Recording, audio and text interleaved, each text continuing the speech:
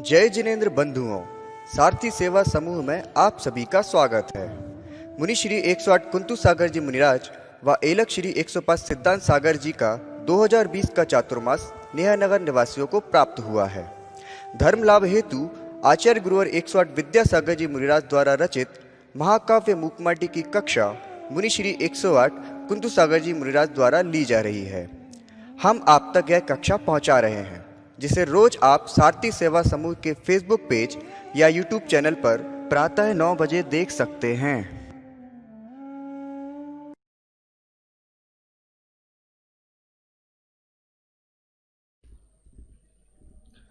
ओम नमः सिद्धेभ्यः।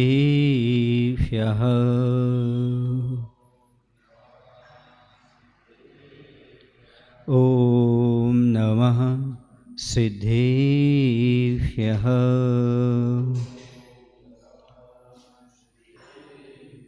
जय श्री ओम नमः सिद्धेभ्यः।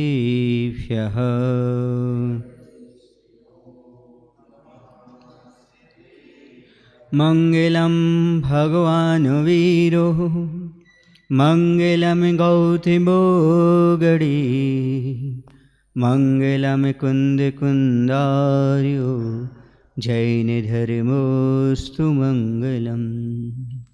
सर्वे मंगल मांगल्यम सर्वे कल्याणकारकम प्रधानम सर्वधर्माणां जैनं जयतु शासनं जैनं जयतु शासनं। बोलिए अहिंसा परमो धर्म की। देवादिदेव श्री शांतिनाथ भगवान की। गुरु नाम गुरु आचार्य श्री ज्ञान सागर जी महामुनिराज की। आचार्य गुरुदेव भगवान श्री विद्यासागर जी महाराज की।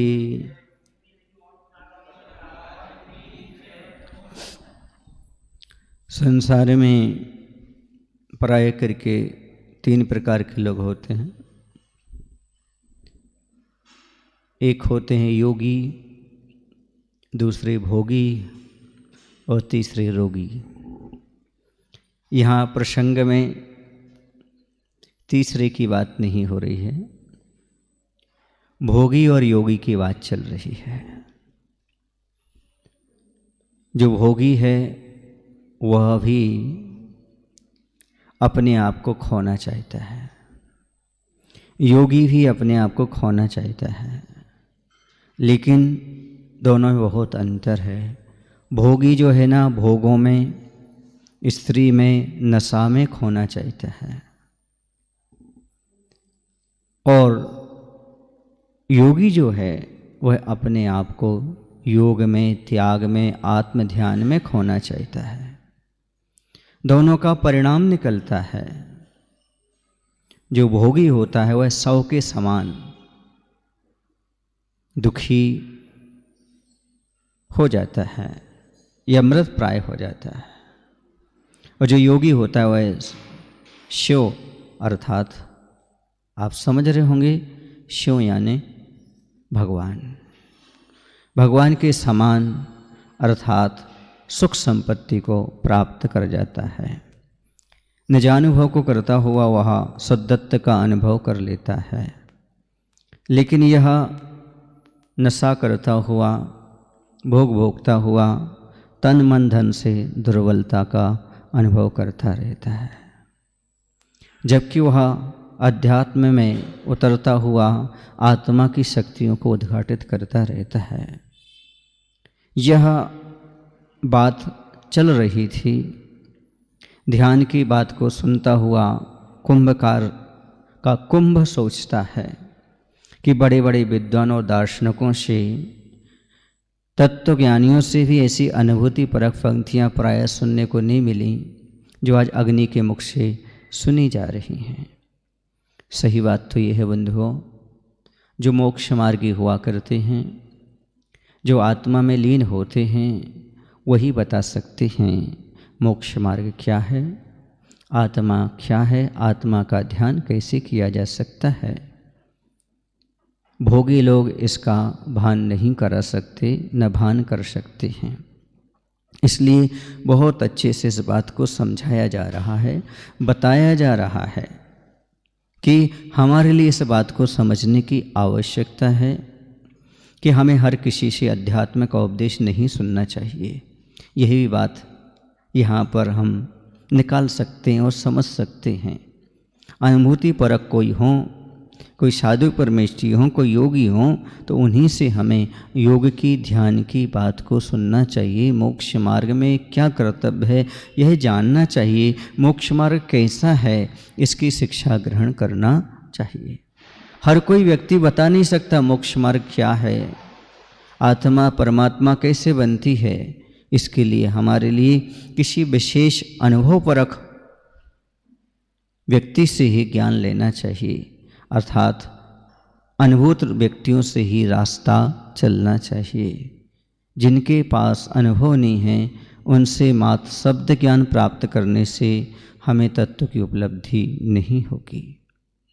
यूं सोचता हुआ कुंभ दर्शन की अबाधता और अध्यात्म की अगाधता पाने अग्नि से निवेदन करता है, पुनः क्या दर्शन और अध्यात्म एक जीवन के दो पद हैं? क्या इनमें पूज्य पूजक भाव हैं? यदि हैं तो पूजता कौन और पूजता कौन? क्या इसमें कार्य कारण भाव है? यदि है तो कार्य कौन और कारण कौन? इनमें बोलता कौन है और मौन कौन? ध्यान की सुगंधी किससे फूटती है, उसे कौन सूंघता है?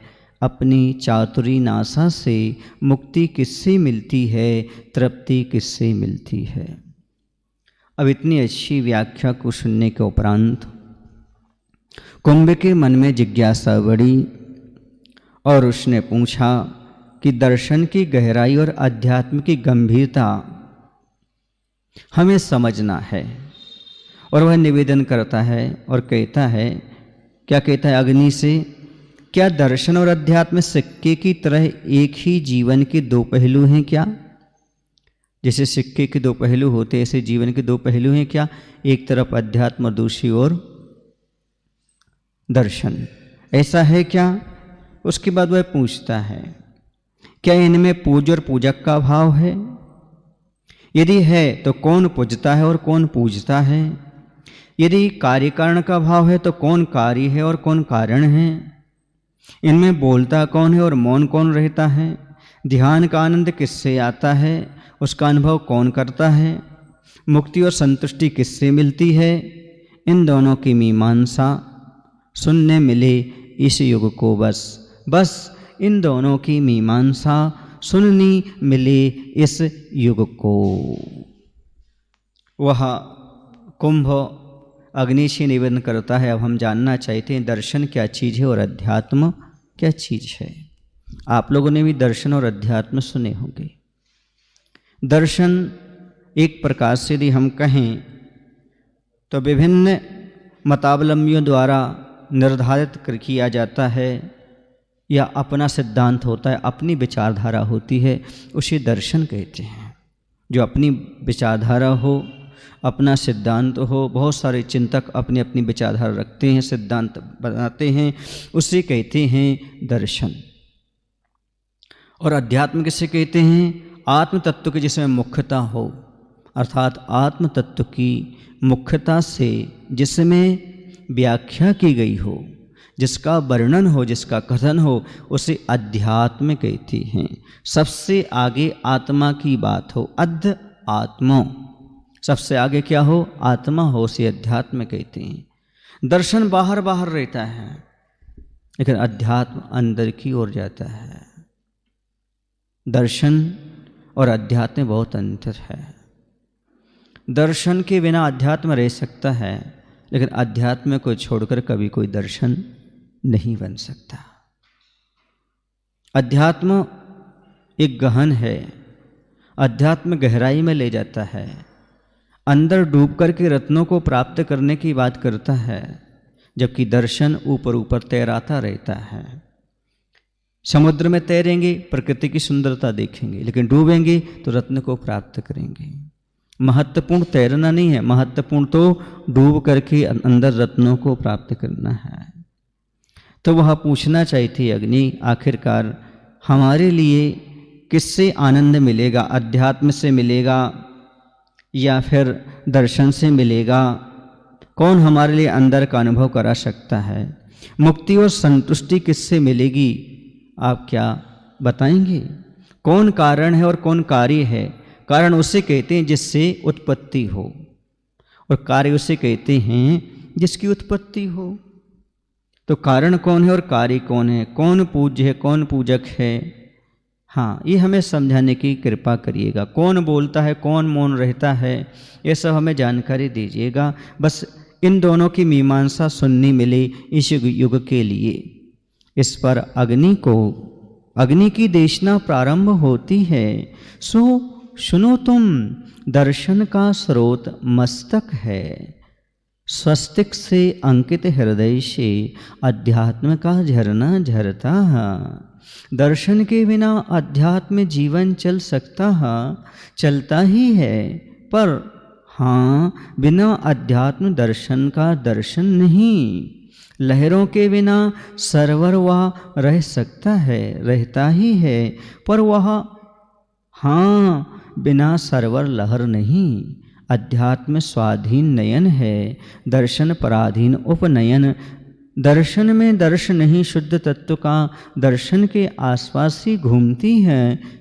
तथ्यता और तथता और वितथता, यानी कभी सत्य रूप कभी असत्य रूप होता है दर्शन।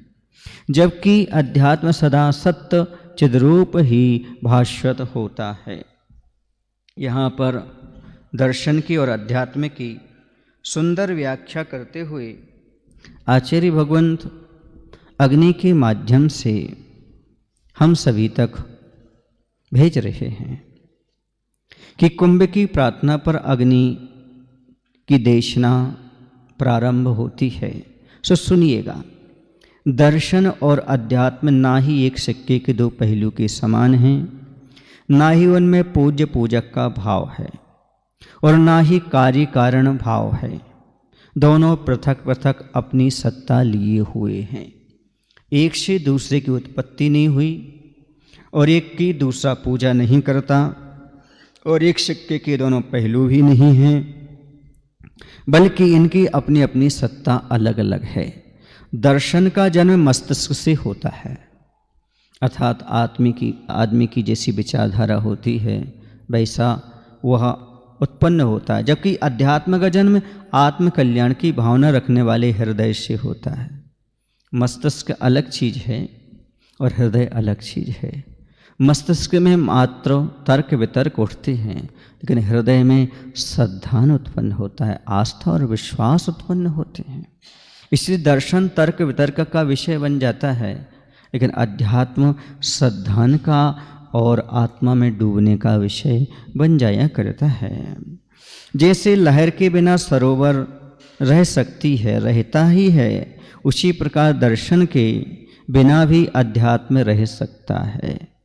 जैसे लहर के बिना सरोवर रह सकता है, हाँ, और रहता भी है, लेकिन लहर सरोवर के बिना नहीं रह सकती।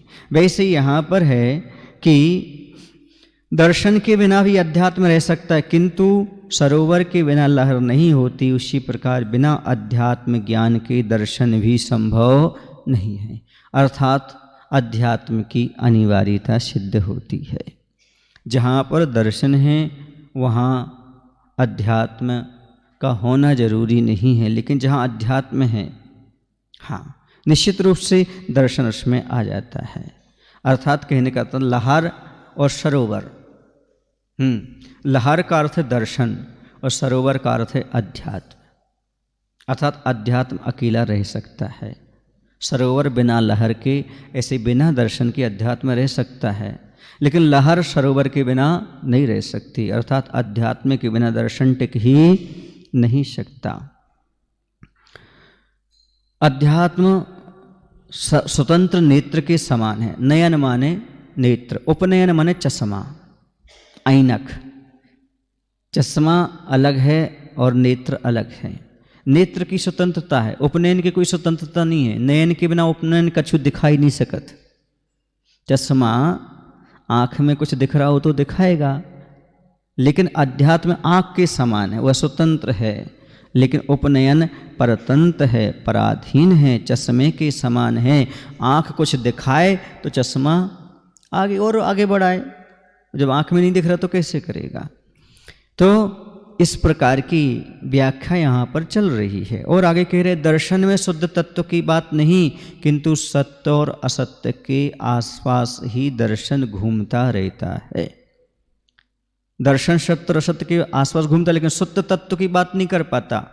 जबकि अध्यात्म सदा सत्य चैतन्य रूप प्रकाशित रहता है। हमेशा वह जो है अध्यात्म सदा चिद रूप, अर्थात वह स्वस्थ ज्ञान रूप रहता है, चैतन्य स्वरूप बना रहता है। स्वस्थ ज्ञान ही अध्यात्म है। अनेक संकल्प विकल्पों में व्यस्त जीवन दर्शन का होता है। बाहरमुखी या बहुमुखी प्रतिभा हो दर्शन का पान करती है। अंतर्मुखी बंदमुखी चिद्राभा चिरंजन का गान करती है। दर्शन का आयुध शब्द है विचार। अध्यात्म निरायुध होता है, निरायुध होता है, सर्वथा स्तब्ध निर्विचार। एक ज्ञान है ज्ञेय भी, एक ध्यान है ध्येय भी है। तैरने वाला तैरता है सरोवर में, भीतरी नहीं बाहरी दृश्य ही दिखते हैं उसे। वहीं पर दूसरा डुबकी लगाता है, सरोवर का भीतरी भाग भाषित होता है उसे। बहिर्जगत का संबंध टूट जाता है। और आगे व्याख्या कर रहे हैं, दोनों में अंतर बता रहे हैं कि निर्विकल्प स्वस्थ ज्ञान ही अध्यात्म है। स्वस्थ ज्ञान का नाम अध्यात्म है। तो अनेक संकल्प विकल्पों में लीन दर्शन होता है। बहुत सारे संकल्प विकल्प जहाँ हों वह दर्शन है, और जहाँ विकल्प शांत हो जाते हैं, स्वस्थ ज्ञान हो जाता है, उसे कहते हैं अध्यात्म। दर्शन में ज्ञान अस्वस्थ रहता, अस्वस्थ अर्थात संकल्प विकल्पों में डूबा रहता है। लेकिन स्वस्थ और निर्विकल्प ज्ञान कौन कहलाता? जो निर्विकल्प अर्थात कोई विकल्प नहीं रहता। अध्यात्म तत्व को छोड़ बाहरी पर पदार्थों की ओर अभिमुख होता है। जो आत्म तत्व को छोड़ करके बाहर जाता है वह दर्शन है। बहुश्रुत ज्ञानवान ही दर्शन का सेवन कर सकता है। जो बहुत स्वाध्याय करता हो, ज्ञानी हो, वह दर्शन का सेवन कर सकता है। जबकि अंतरात्मा में लीन बाहरी संबंध से जिसकी दृष्टि हट गई, ऐसे चैतन्य के प्रकाश से तत्व की अनुभूति अध्यात्म में होती है। अध्यात्म की अनुभूति एक अनपढ़ व्यक्ति भी कर सकता है। लेकिन दर्शन विचारधारा को जानने के लिए विशेष प्रज्ञा की आवश्यकता होती है। लेकिन अध्यात्म में जाने के लिए बाहरी पदार्थों से हट करके आत्मा और शरीर के भेद को जान लेता है, वह डूब जाता है। लेकिन अध्यात्म में सही ज्ञानी उसी को माना जाता है जो बाहरी पदार्थों को भूल करके मात्र आत्म तत्व को याद रखता है। ऐसा व्यक्ति सबसे बड़ा ज्ञानी है।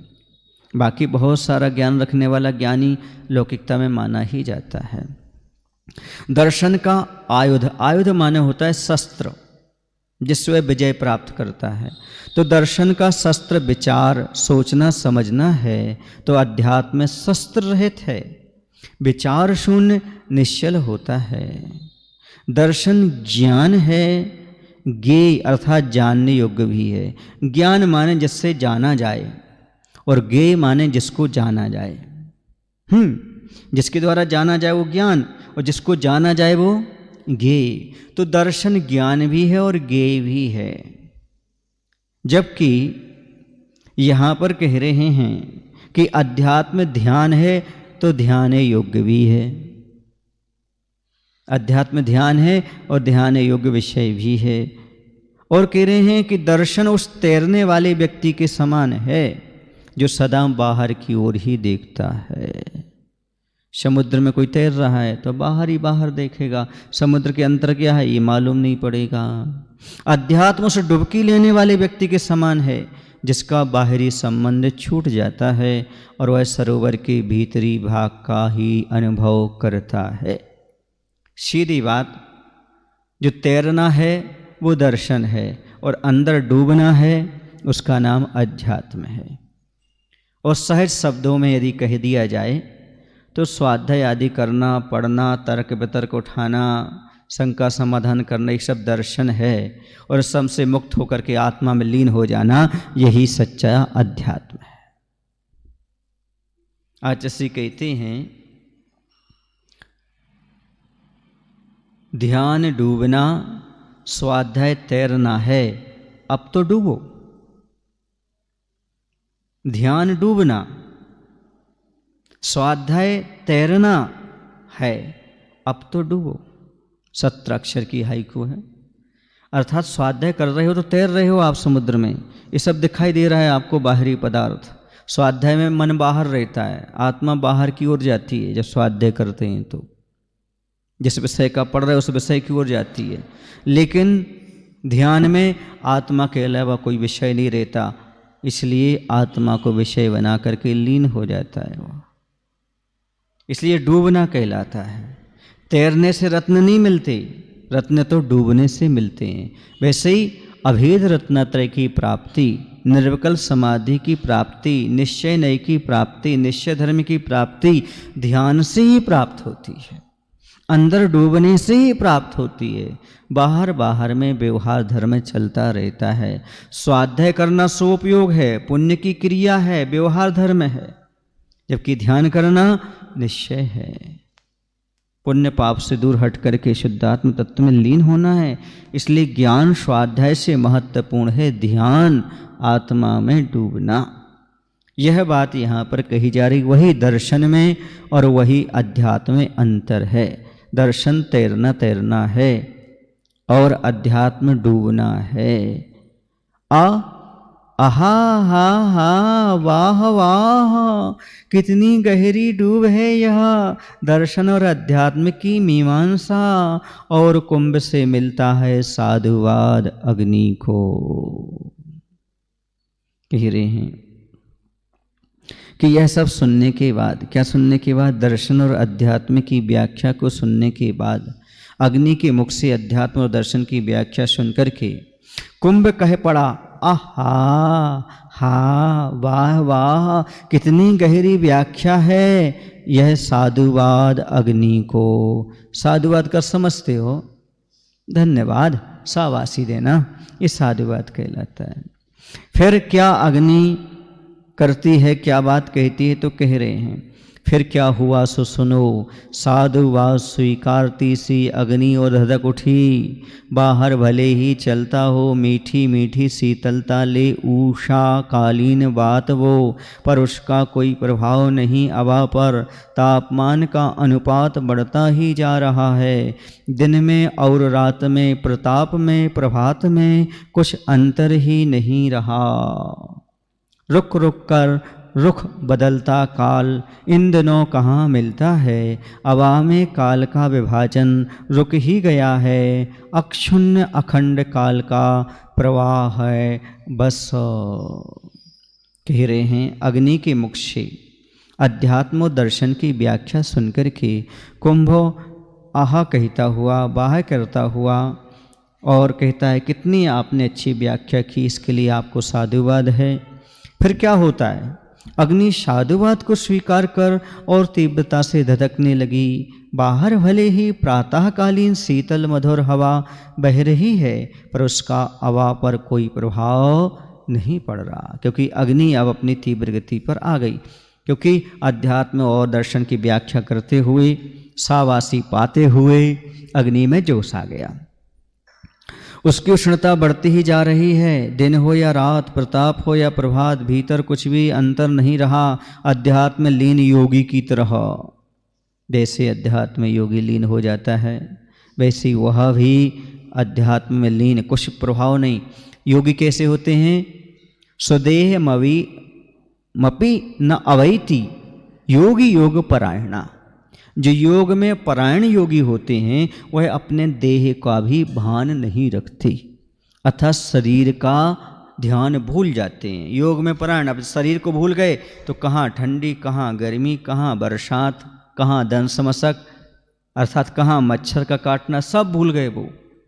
योगी वही होता है जो दिशा, आसन, समय और शरीर को भूल जाता है। किस दिशा में बैठा हूँ ये भूल जाता है, कितना समय हो गया भूल जाता है, कौन से आसन से बैठा हूँ भूल जाता है, शरीर को भी याद नहीं रखता। ऐसा योगी अपने आत्मा में लीन हो जाता है। बहिर दुखेषु अचेतना, बाहरी दुख के प्रति अचेतन हो जाता है, अर्थात उस ओर अपना उपयोग या मन नहीं ले जाता। बाहर क्या हो रहा है कुछ नहीं, ऐसी योगी की दशा होती है। यही दशा आज अग्नि की हो गई है। बाहर शीतल हवा चल रही है, सुबह हो शाम हो कोई प्रभाव नहीं पड़ रहा उस पर। वो तो योगी की तरह अपने काम में लगी हुई है, अपनी धुन में लगी हुई है। कौन? आग। ये रुक रुक कर दिशा बदलते काल का, मौसम का परिवर्तन रुक ही गया। ऐसा तो हवा के भीतर सदा एक जैसा ही मौसम बना हुआ है। बाहर तो मौसम चेंज हो रहा है, दिन में कुछ, शाम को, सुबह के, लेकिन भीतर हवा में एक सा मौसम बना है। ऐसे ही मुनि राजों का होता है, अंदर का मौसम एक सा बना रहता है उनका। बाहर कुछ भी हो, अंदर वही अध्यात्म में रहते हैं, अध्यात्म में लीन रहते हैं। ऐसी ही वह योगी की दशा अपने आप में अलग ही होती है। आगे कह रहे हैं कि इसी प्रसंग को लेकर यकायक अवा में कोई स्वैर विहारिणी, हाँ में हाँ मिलाती ध्वनि की धुन, अरे राही सुन। यह एक नदी का प्रवाह रहा है, काल का प्रवाह वश वह रहा है।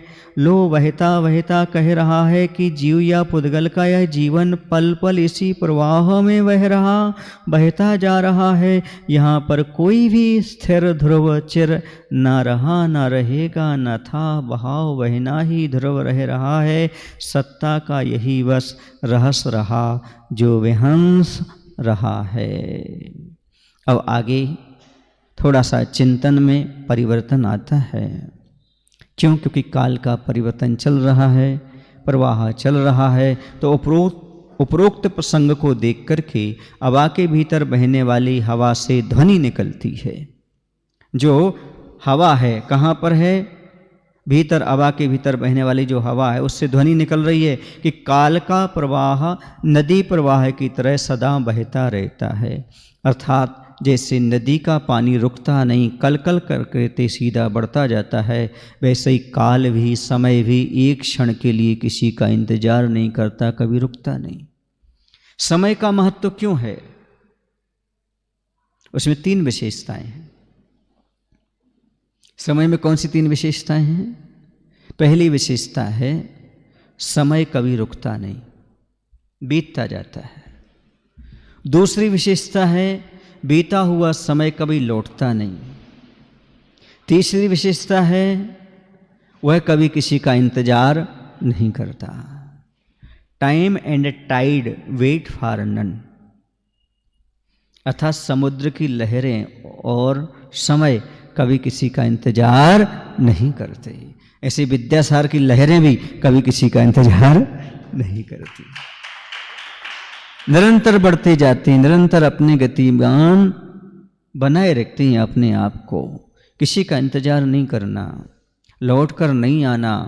और अगली बात बता दूं, इसे कोई खरीद नहीं सकता। हमेशा बीत। चौथी बात, हमेशा कोई इसे खरीद नहीं सकता। पहली बात कौन सी थी? हमेशा चलता रहता है, अर्थात बीतता रहता है। दूसरी बात थी इसकी वापस लौट कर नहीं आता। तीसरी बात थी किसी का इंतजार नहीं करता। चौथी बात थी इसे खरीदा नहीं जा सकता। समय का उपयोग किया जा सकता है लेकिन समय को खरीदा नहीं जा सकता। यही बिल्कुल संयम की बात है। संयम को धारण किया जा सकता है लेकिन संयम को कभी खरीदा नहीं जा सकता, ये निश्चित है। इसलिए समय और संयम की कीमत बहुत है, इन्हें कहीं खरीद नहीं सकते आप। और समय बीत गया तो फिर पछताना ही हाथ लगता है। तो नदी के प्रवाह की तरह बहता रहता है काल, और बहता बहता कहता भी रहता है। क्या कहता है? कि जीव को या पुद्गल, जीव हो या पुद्गल, सभी का जीवन प्रतिक्षण इसी काल के प्रवाह में बह रहा है, इसी काल में बह रहा है, बहता ही जा रहा है। यहाँ कोई भी स्थिर बहुत काल तक ठहरने वाला नहीं है, ना पहले था और ना ही आगे रहेगा और ना अभी है। सब कहाँ गए चक्री जिन जीता भरत खंड सारा, वो सब चले गए। न वो भगवान महावीर दिख रहे हैं, ना राम दिख रहे हैं, ना हनुमान दिख रहे हैं, ना रावण दिख रहा है, ना कृष्ण दिख रहे हैं, सब चले गए। कोई यहाँ पर स्थिर रहने वाला नहीं है, चाहे तीर्थंकर हो, चाहे चक्रवर्ती हो, चाहे इंद्र हो, चाहे अहमेंद्र हो, सभी आयु पूर्ण कर मरण को प्राप्त होते ही हैं, जाते ही हैं, जाना ही है। बड़े बड़े महल वो भी नहीं रहे, भवन वन उपवन वह भी नहीं रहे, भोगोपभोग की सामग्री सब कुछ नश्वर है, बिजली की चमक के समान है, कुछ भी यहाँ पर स्थिर रहने वाला नहीं। यह परिवर्तन होता रहा है, होता रहेगा, यही ध्रुव सत्य है, सत्ता का यही रहस्य है जो यहाँ प्रकट हो रहा है। बेहस रहा है मतलब प्रकट हो रहा है सबके सामने। रहस्य माने राज, यही राज है इस सत्ता का, और बेहस रहा है, सबके सामने प्रकट हो रहा है। अरे इधर यह क्या आकस्मिक यातना की घड़ी, याचना की ध्वनि किधर से आ रही है, किसकी है, किस कारण से, किसकी गवेषणा को निकली है। यह क्या अचानक पीड़ा का काल नजर आने लगा, कुछ मांगने की आवाज़ सी आने लगी। कहाँ से आ रही है, किसकी है, किस कारण से, क्या खोजने निकली है। कुछ चीखने की जैसी आवाज़ आई तो लगा कहाँ से आवाज़ आ रही है। निश्चित है जब इतनी आग धधकेगी तो अंदर से हवा को तकलीफ तो पहुँचेगी। हवा के अंदर किसको, घड़े को। तो ये आवाज़ कहाँ से आ रही पता नहीं पड़ रहा है, नर की है या नारी की, बालक की है या बालिका की, किसी पुरुष की तो नहीं है निश्चित, कारण की अनुपात से पर्याप्त पतली लग रही है कानों को। आखिर इसका क्या आशय है, इसकी स्पष्टता प्रकटता अब विदित हुई सो। ओ धरती माँ, संतान के प्रति हृदय में दया धरती, क्या शिशु की आर्त आवाज़ कानों तक नहीं आ रही। मंजिल का मिलना तो दूर, मार्ग में जल का भी कोई ठिकाना नहीं। फल फूल को की कथा क्या कहूँ, यहाँ तो छाया की हुई दरिद्रता पलती है। मृत्यु के मुख में मत ढकेलो मुझे, आगामी आलोक की आशा देकर आगत में अंधकार मत फैलाओ। अब यह उष्णता सही नहीं जाती, सहिष्णुता की कमी क्रमशः इसमें आती जा रही है। इस जीवन को मत जलाओ, शीतल जल्ला इसे पिलाओ, इसे जलाओ माँ। यह आवाज़ पुरुष की है या स्त्री की। पुरुष की तो नहीं लगती, क्योंकि अनुपात में पतली लग रही है कानों को, क्योंकि पुरुष की आवाज़ थोड़ी सी मोटी भारी होती है, स्त्रियों की आवाज़ पतली होती है। इसकी स्पष्टता प्रकट होती है। सो कुंभ के मुख से निकल रही है कि ओ धरती माँ, तू सदा अपनी संतान के प्रति दया धारण करती है। मुझ शिशु की दुख भरी आवाज़ तुम्हारे कानों तक नहीं आ रही क्या।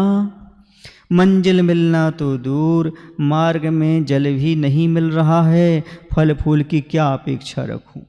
अब मंजिल कब मिलेगी ये नहीं पता, अभी पानी भी नहीं मिल रहा। फल फूल की बात कैसे कहें हम, बोलो तो।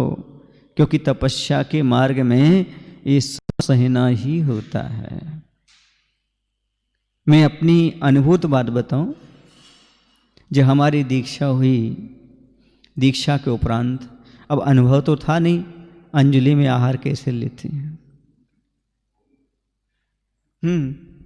अब आहार लिया और खड़े होकर के कैसे लेते हैं। ले लिया आहार और बहुत जल्दी पेट भर जाता है। खड़े होकर के एक स्थान पर खड़े होकर के भोजन करो तो जल्दी पेट भर गया, 10-15 मिनट में आहार करके बैठ गए। परिसर में पहुंच जाते, दोपहर में 2-2:30 बजता, फिर प्यास सताने लगती, फिर भूख सताने लगती। ऐसा 5-6 दिन हो गए और ऐसा होता पैरों में अकड़न आ जाती, पैर सीधे नहीं होते, तो आहार के बाद किसी एक कमरे में जाकर के बैठना पड़ता, पैर सीधे करते, पब्लिक के बीच में नहीं, एक मर्यादा होती है साधु की। अब जब 5-6 दिन हो गए तो लगा कुछ गड़बड़ तो नहीं चल रहा है। आचार्य श्री पास पहुंचा, हाँ, मैंने कहा आचार्य श्री जी समस्या सी लग रही है। बोले क्या हो गया? हमने कहा आहार करके आते हैं पर कुछ देर तक ये पैर जो होते हैं ना सीधे नहीं होते, और 2-2:30 बजे के बाद वही भूख प्यास चल जाए शुरू हो जाती है। तो आचार्य श्री हंसे, जैसे आप लोगों को हंसी आ रही ना, उन्हें भी हंसी आई। आचार्य से कहते हैं सीधे परीक्षा दे करके आए हो, सीधे ब्रह्मचारी से मुनि बने हो, थोड़ा कष्ट तो होगा ही, तपस्या बहुत कठिन होती है, और सीधा आपने मुनि धर्म को स्वीकार किया है। फिर आचार्य जी बोलते हैं आहार कितने जल्दी कर लेते हो? हमने कहा वो 20-25 मिनट में हो जाते, यही तो गड़बड़ करते हो।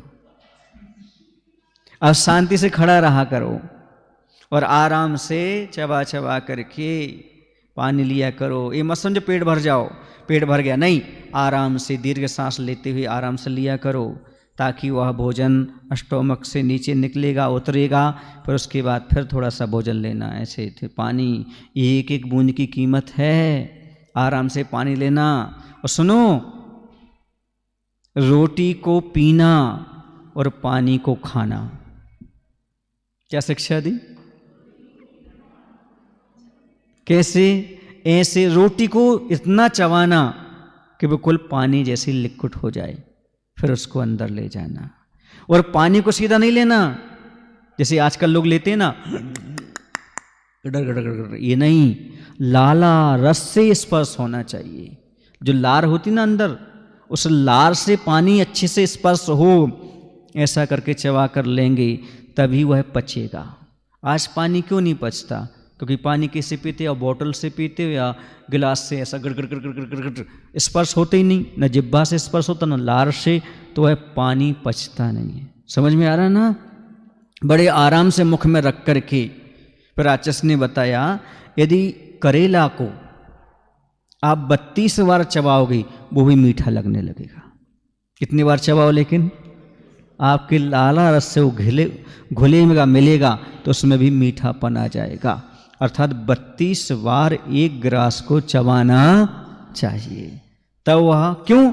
क्योंकि दांतों का काम दांतों से और आंतों का काम आंतों से।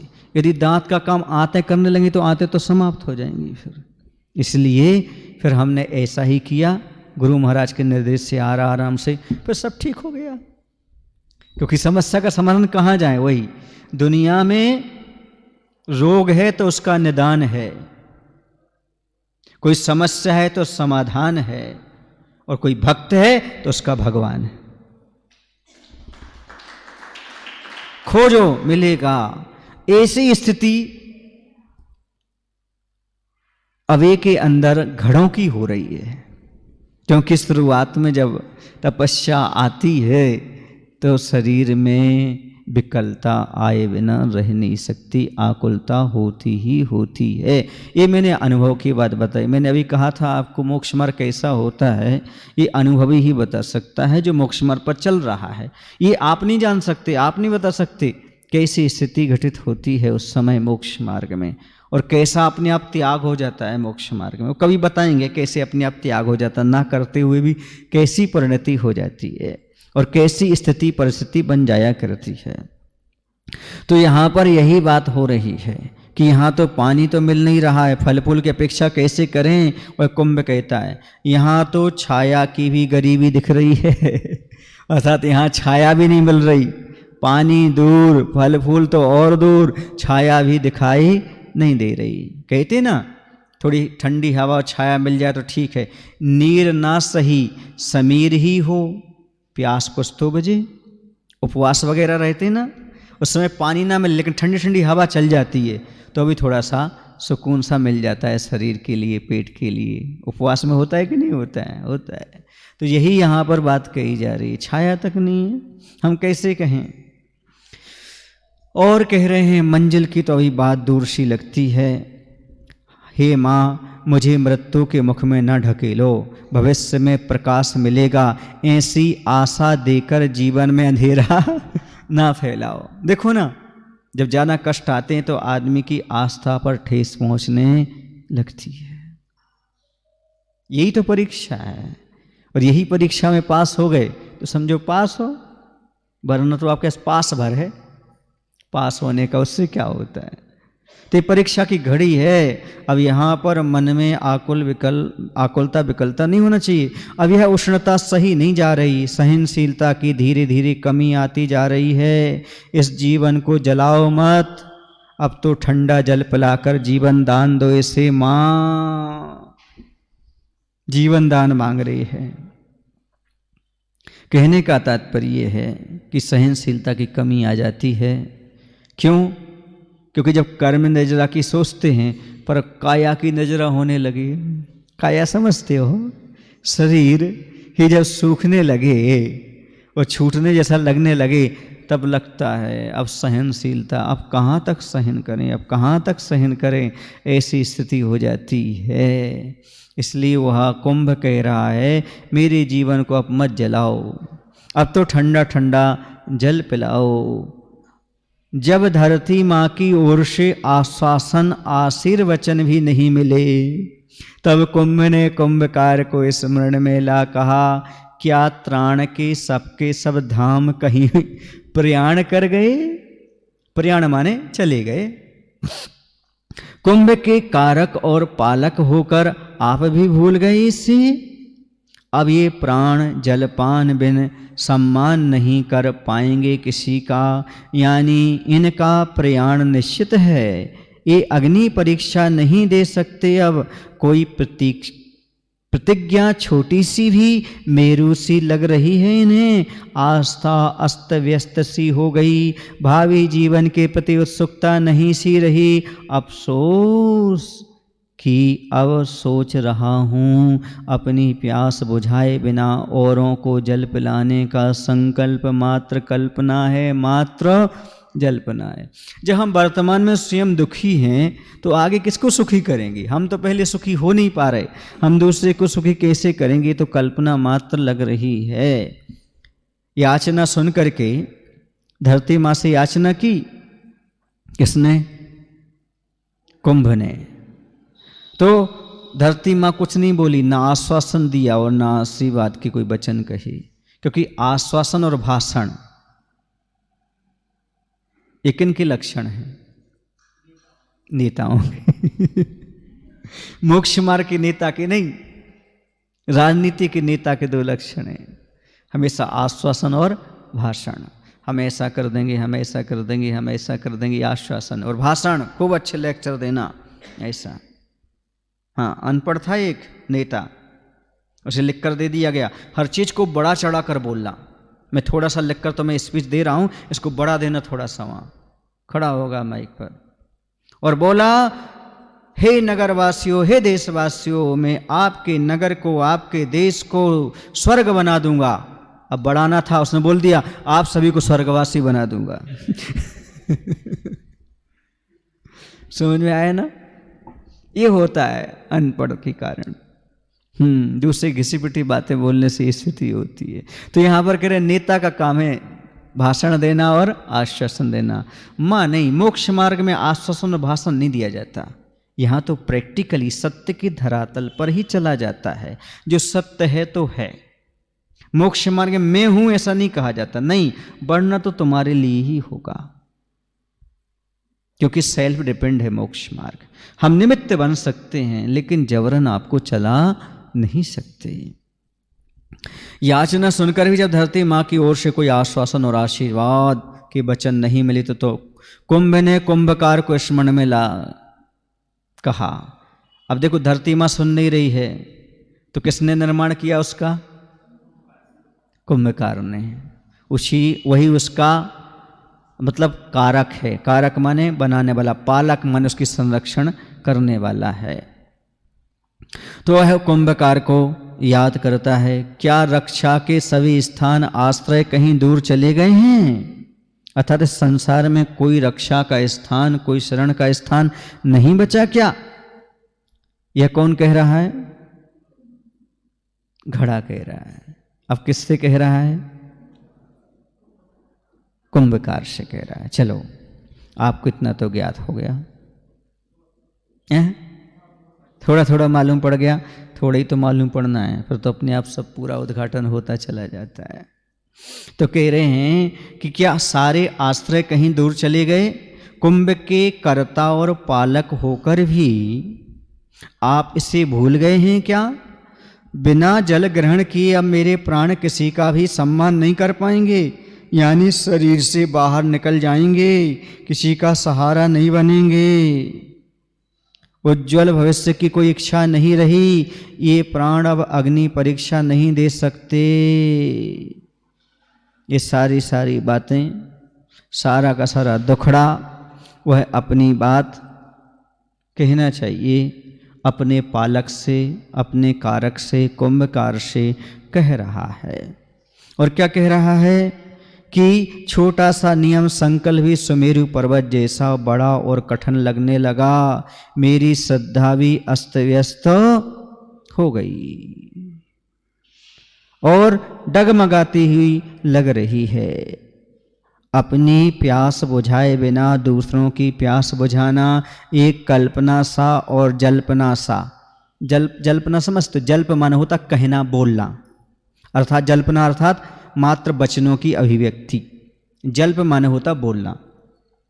तो कल्पना सा और जल्पना सा अर्थात मात्र वचनों की अभिव्यक्ति सी लग रही है। और कुंभ की दशा कैसी हो रही है? तो कह रहे हैं लगभग रुदन की ओर मुड़ी कुंभ की याचना सुन, उसकी गंभीर स्थिति पर, उस उर की पीर की अति पर सोच रहा उदार उन्नत और व्यथित हुआ कुंभकार का भी।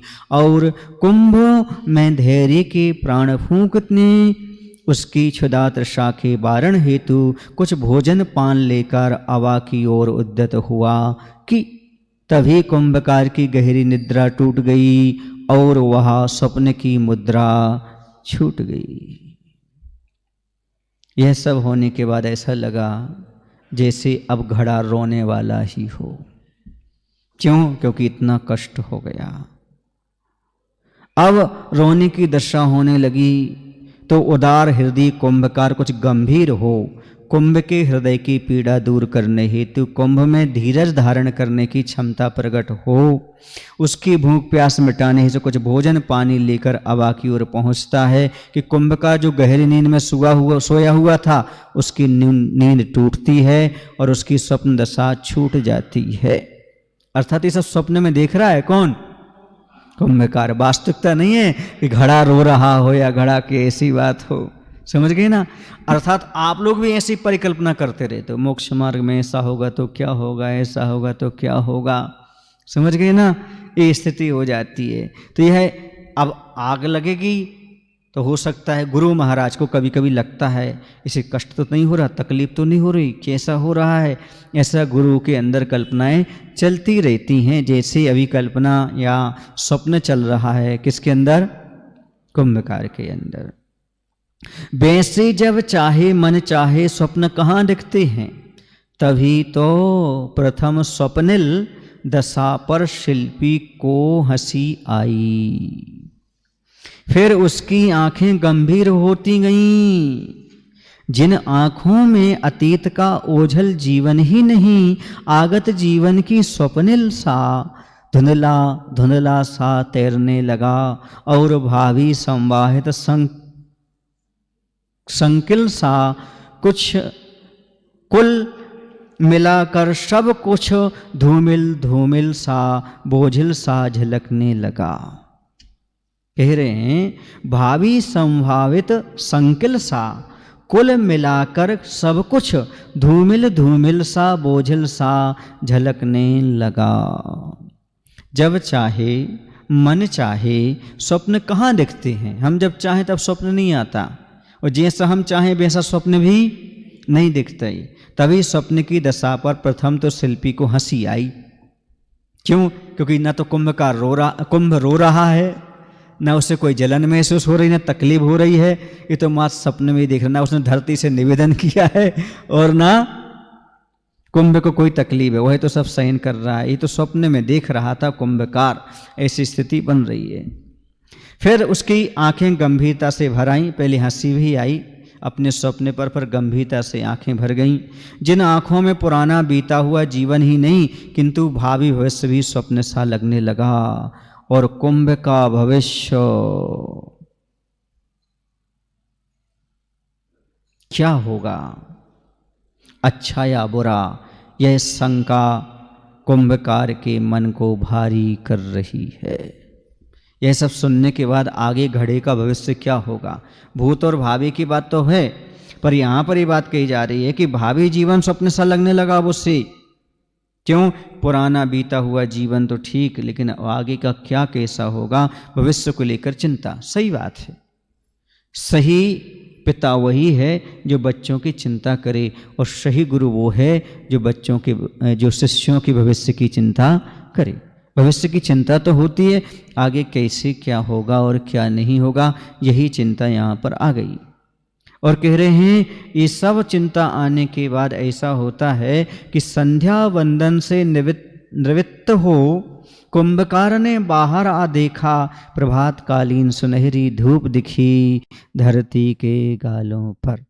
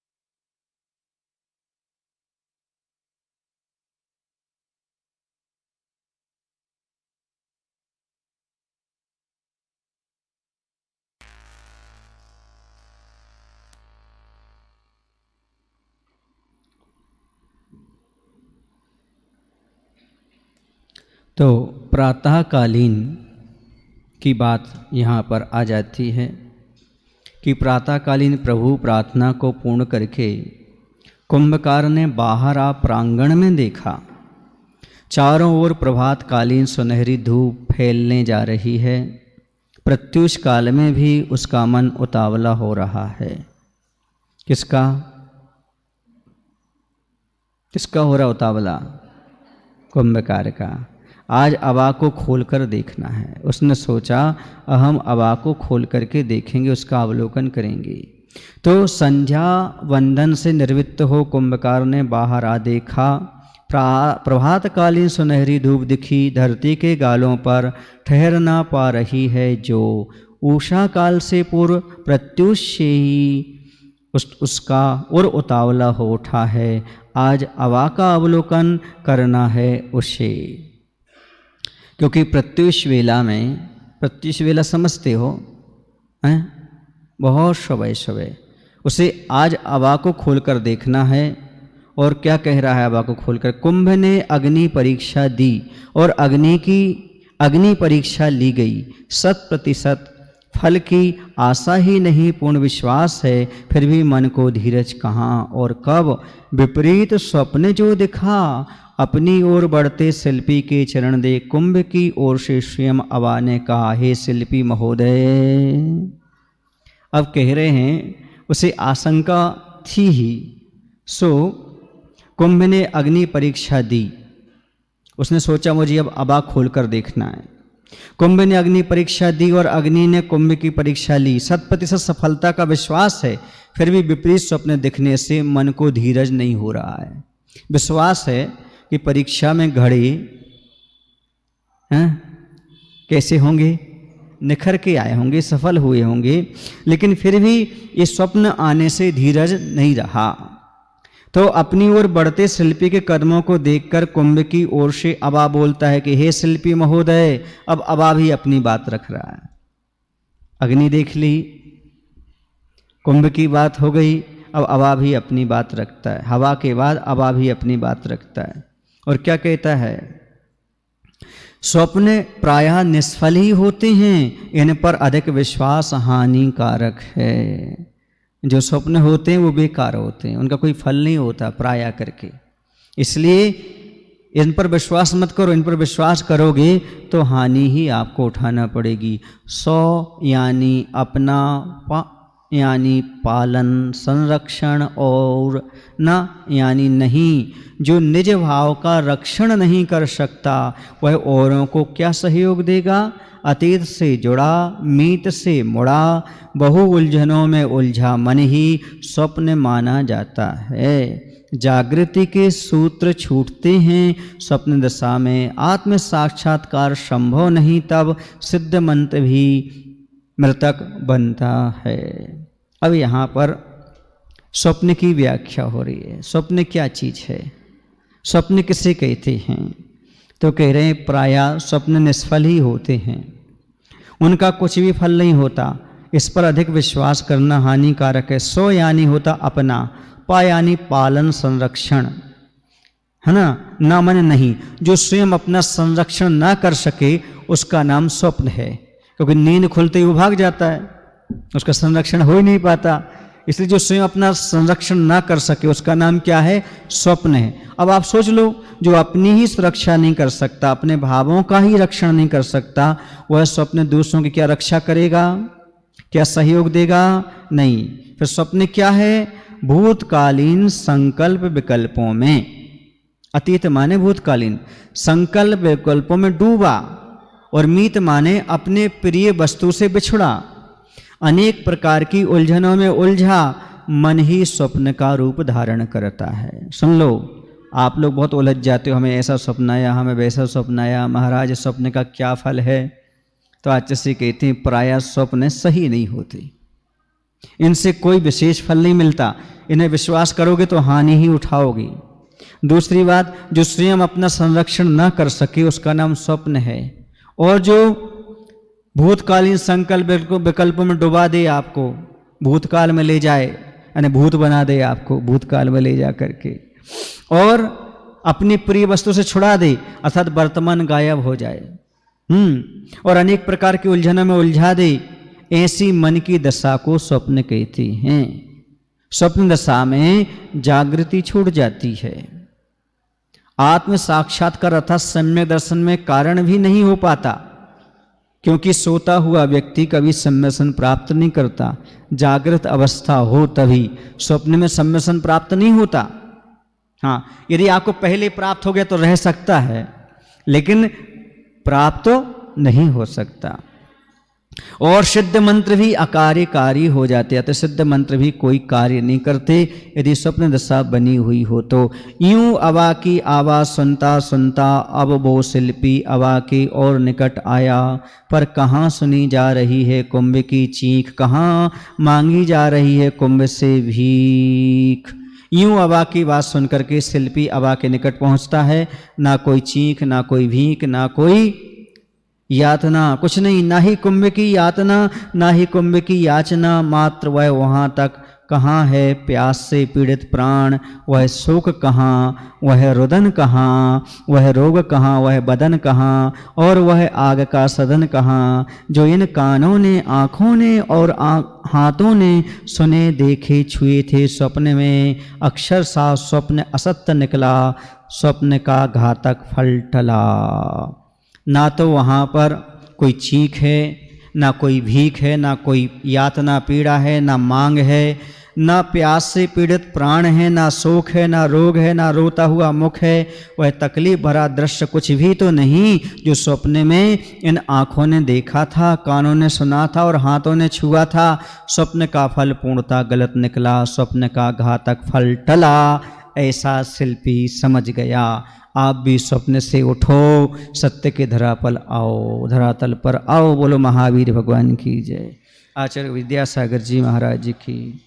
हे प्रभु, हम सभी को इतनी शक्ति, इतनी बुद्धि देने की कृपा करो, ताकि हम सभी लोग अपने जीवन में स्वप्नों पर भरोसा न करते हुए, जागते हुए स्वप्नों को साकार कर सकें।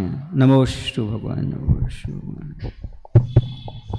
भावों की निर्मल शरिता में अब गाहन करने